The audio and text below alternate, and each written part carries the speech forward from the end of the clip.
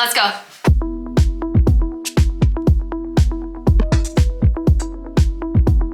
Okay, I live in Venice, California. Walking distance from my house, there is this shopping center and it has a Whole Foods on one side and right next to it is the 99-cent store. And I always thought that was so interesting, but also such a reflection of the wealth spectrum in Venice. Because you have people who could drop hundreds, if not thousands of dollars on groceries in Whole Foods, and folks who shop at the 99-cent store out of frugality and being budget-minded. And I've popped into the 99-cent store a few times since living here, and they have like a rock and produce section. So our challenge for today is I'm gonna do my grocery shopping in the 99-cent store. And I'm gonna take my receipt into Whole Foods and find out how much I would have paid if I did the same grocery shopping in Whole Foods. Let's go. The 99-cent store had loads of healthy options inside, like fresh produce, whole grain cereals, and plenty of plant-based staples. I saw this sale rack where produce that was a little wilted was on sale for 50% off. Every grocery store should offer this. Imagine the amount of food that wouldn't go to waste. They also had lots of organic options, like fruit, pasta, and this coconut oil. I also found lots of brand food items, like pretzel thins and Boom Chicka Pop. Okay, here's my haul. We got beans, veggies, flax, pasta, some good dry goods. Okay, 3 bags of groceries. A lot of good organic stuff in there too, all plant-based. For the week, $80.10. So now we're gonna look at the same groceries in Whole Foods and see what they're charging. The inside of a Whole Foods kind of looks like a brand name fashion store. All of the produce is perfectly shaped, organized, and almost sparkling. I think a common misconception about Whole Foods is that everything in here is organic, and it's not. There were conventional blackberries, the same like I got next door, but 3 times the price. But the thing that blew my mind was when I saw the exact same packaged goods, but for 3 to 6 times the price. What the heck? It's the exact same thing. Literally the exact same thing. All right, we're back. Let's see what we got. I wanna lay everything out too, just to show you how much $80 gets you at the 99-cent store. We got this kashi cereal, hummus and salsa, 3 different kinds of plant milk, snacks, mushrooms, more snacks, bell peppers. This one blew my mind. Organic coconut oil was $7.99 for 30 ounces. More snacks. It was definitely a snacky trip.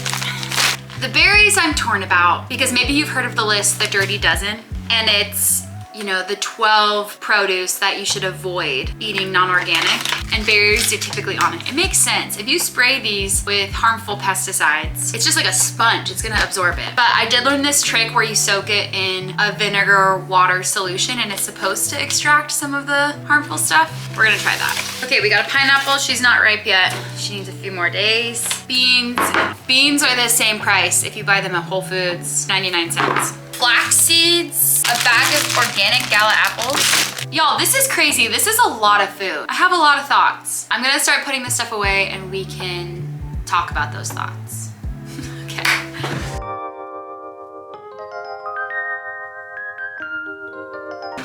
Okay, I just read online that you can soak your produce in water and vinegar and it helps get some of the mold and bacteria off of it. I feel like this is a good time to talk about why to choose organic foods, specifically organic produce, instead of conventional. Hang on, let me add the vinegar to this first. Look, we just got this vinegar. It's not organic, but we're gonna talk about organic. It's at a significant amount and then rinse it after. Okay, so our blackberries first. Whoop, okay, and then strawberries. I said let them sit for a minute and then rinse them until the vinegar aroma is off. I've seen some videos where it's like dirty waters coming off of these berries. So conventional farming uses harmful fertilizers and pesticides and insecticides and fungicides that essentially side means to kill off. Homicide, genocide means to kill off. So it's killing a lot of microorganisms, life in the soil that is supplementing and supporting the produce, the fruit, the vegetable with the nutrients. So when we kill off that microorganisms, we're killing the healthy soil. And research shows that healthy soil is a huge solution to sequestering carbon and fighting climate change. Whereas organic farming, and I know a lot of you are gonna say, not all organic farming is like this, and I understand that, but non-conventional farming, a lot of those harmful chemicals are restricted. A lot of them, not all of them, that's a story for another day. So of course you want to choose eating non-chemical treated food. But this is the issue. Who pays for that? The individual. Are you gonna buy 50-cent conventional strawberries or $3.99 organic strawberries? Simply put, it's messed up that it falls on the individual. If we know that these chemicals are harmful to people and planet, then they shouldn't exist. And a lot of times I put myself in the shoes of my mom when she was a single mom with 3 hungry girls. Would she spend $3.99 for organic strawberries or 99 cents for conventional strawberries? All of that to say, it cannot fall on the individual. Okay, so while I do this, I can't help but think about what a dream scenario would be, because I think that this scenario isn't working. You have healthy food that is out of budget for a lot of folks. And I mean, something I didn't really show in the 99-cent store was there's a lot of heavily processed, unhealthy food that's very inexpensive, which of course drives the purchase of that, right? Salty snacks, sugary drinks, ultra-processed animal proteins. I want to stay positive though and think the dream scenario is that everyone would have access to fresh, healthy, local, organic food that's grown in a regenerative way that prioritizes biodiversity in soil and offers the most nutrition to the people that eat it. That's what we want. I think something I haven't said yet is how expensive farmers markets are. And if you've been following my journey for a while, you know that last August, Brooks and I tried to eat whole food plant-based for a month. And we did that too, being hyper aware of where our food was coming from. And so we shopped at farmers markets mostly. And y'all, it is so expensive. And it really sucks. Of course you want to shop like that. Since when did healthy food become for the elite only? Okay, now for the juicy part. I have my receipt from the 99-cent store, the $80 receipt. And I took notes on my phone of all the prices at Whole Foods for the same items I got at the 99-cent store. So now I'm gonna make a sheet so I can compare the two. And if you also love a good Excel doc, I think you're really gonna like this. And I made sure it was conventional to conventional, organic to organic, so we're not comparing prices of conventional to organic here, okay? Organic apples, $6.49. I think that's gonna be a big price difference. We have our items, the Whole Foods price, the 99 cents, and then the difference. The biggest difference was the bell pepper. 5 times more expensive. I know y'all wanna see the totals. Okay, there's our totals.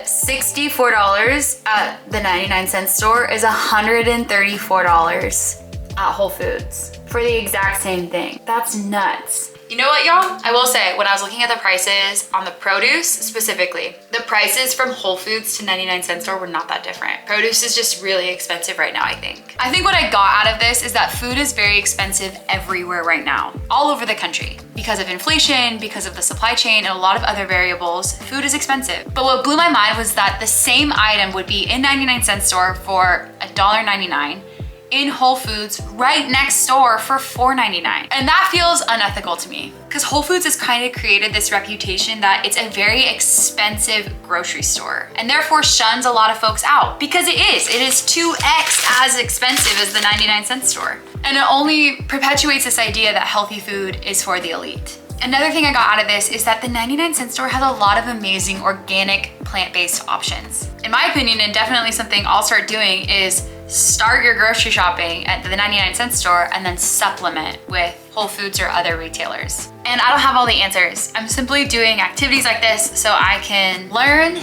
and create awareness of what's out there. And I hope pull back the curtain a bit on some of these greenwashing efforts from big stores like Whole Foods that make eating healthy feel exclusive. Thanks for joining me today. I hope you had fun grocery shopping with me and learning a bit with me. And I'm still new to the YouTube world. So if you have any questions or ideas or projects that we could start together, definitely comment below and I'll be back here soon. Thanks. Boom, baby.